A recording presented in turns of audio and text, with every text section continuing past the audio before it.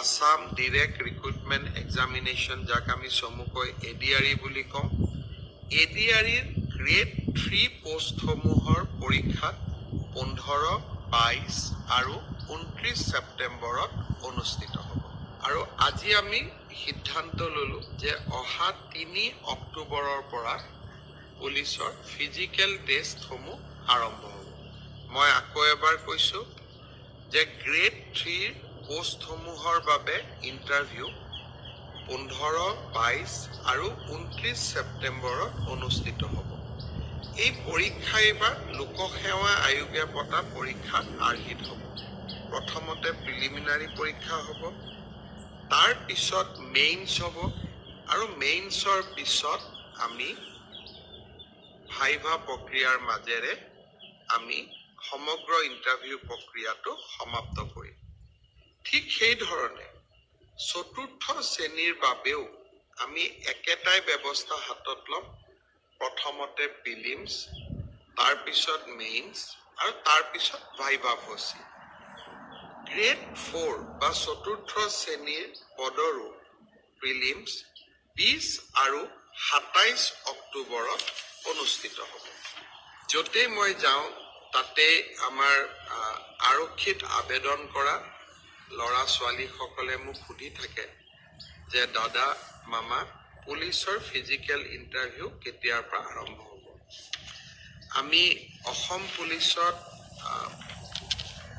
6434টা পোষ্টৰ বাবে আবেদনৰ প্ৰক্ৰিয়া আৰম্ভ কৰিছিলো আৰু আজি আমি সিদ্ধান্ত ললো যে অহা 3 অক্টোবৰৰ পৰা পুলিচৰ ফিজিক্যাল টেষ্টসমূহ আৰম্ভ হ'ব গতিকে মই সকলোকে অনুৰোধ কৰিম যে বানপানীৰ যেতিয়াই পানী শুকাব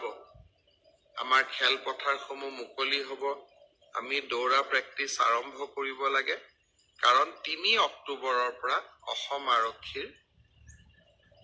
ফিজিক্যাল টেষ্ট আৰম্ভ হ'ব মোৰ লক্ষ্য হৈছে যে ফিজিক্যাল টেষ্ট ৰিটেন আৰু ভাইভা তিনিওটা প্ৰক্ৰিয়া সম্পূৰ্ণ কৰি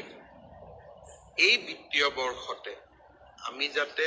এই 6434টা পদ ভৰ্তি কৰিব পাৰো এটা সুন্দৰ নিযুক্তি প্ৰক্ৰিয়াৰ মাজেৰে লৰা ছোৱালীক নিযুক্তি দিব পাৰো আৰু তাৰ লগে 2025 চনৰ বাবে নিযুক্তি প্ৰক্ৰিয়া আমি যাতে আৰম্ভ কৰিব পাৰো বিভিন্ন স্থানত গলে ছাত্ৰ ছাত্ৰী সকলে এডিআৰইৰ পৰীক্ষাসমূহ কেতিয়া অনুষ্ঠিত হ'ব সেই বিষয়েও মোক প্ৰশ্ন কৰে আজি আমি সেই বিষয়েও এখন বৈঠক কৰিছিলো এডিআৰইৰ Assam Direct Recruitment Examination যাক আমি চমুকৈ ADRE বুলি কওঁ ADREৰ গ্ৰেড 3 পোষ্টসমূহৰ পৰীক্ষা 22 আৰু 29 ছেপ্টেম্বৰত অনুষ্ঠিত হ'ব মই আকৌ এবাৰ কৈছো যে গ্ৰেড 3 পোষ্টসমূহৰ বাবে ইন্টাৰভিউ 15, 22 আৰু 29 ছেপ্টেম্বৰত অনুষ্ঠিত হ'ব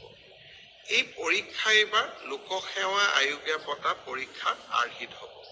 প্ৰথমতে প্ৰিলিমিনাৰী পৰীক্ষা হ'ব তাৰ পিছত মেইনছ হ'ব আৰু মেইনছৰ পিছত আমি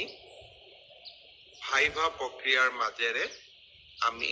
সমগ্ৰ ইন্টাৰভিউ প্ৰক্ৰিয়াটো সমাপ্ত কৰিম প্ৰিলিমছ এক্সাম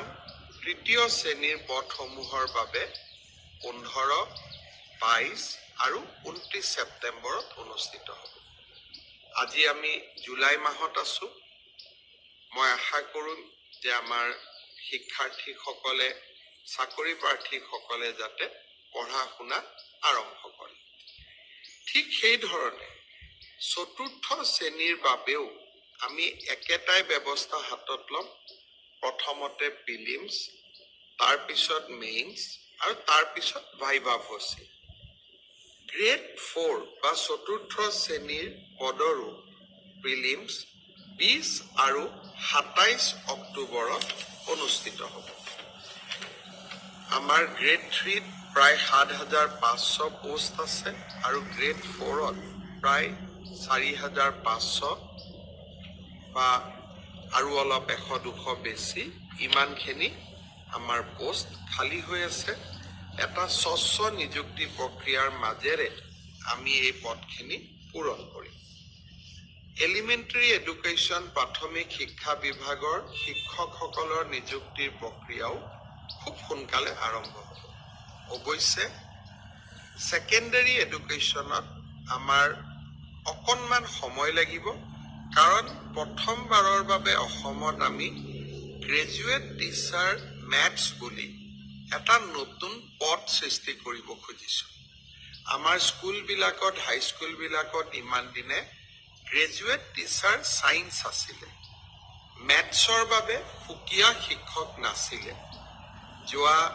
কালি শিক্ষা বিভাগৰ লগত মই বহুত দেৰি বহিছিলোঁ আৰু আমি এটা সিদ্ধান্ত লৈছোঁ যে আমাৰ হাইস্কুলবিলাকত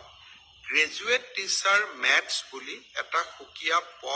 পদ হ'ব লাগে, যাতে গণিতৰ ওপৰত আমি একোজন শিক্ষক নিযুক্তি দিব পাৰোঁ। গণিতৰ শিক্ষক নোহোৱা বাবে আমাৰ স্কুলসমূহত শিক্ষা ব্যৱস্থাত বহুত জটি পৰে। শিক্ষা বিভাগে কেইবা হাজাৰো, বিশেষকৈ প্ৰথম অৱস্থাত প্ৰায় 2000 গণিত শিক্ষকৰ পদ সৃষ্টি কৰিব লাগিব। সেয়েহে মাধ্যমিক শিক্ষকৰ নিযুক্তি প্ৰক্ৰিয়াটো এমাহ বা 2 মাহ পিছত আমি আৰম্ভ কৰিম। সেই হ'লেও মোৰ লক্ষ্য যে এই গোটেই পোষ্টখিনি গ্ৰেড 3ত 7,600, গ্ৰেড 4ত 5,000, পুলিচত 6,434, এলিমেণ্টাৰী এডুকেশ্যনত 5,550 গৰাকী শিক্ষক, ছেকেণ্ডাৰী এডুকেশ্যনতো প্ৰায় 8,000 শিক্ষক, এই গোটেই অৰ্থাৎ প্ৰায় 35,000 নিযুক্তি আমি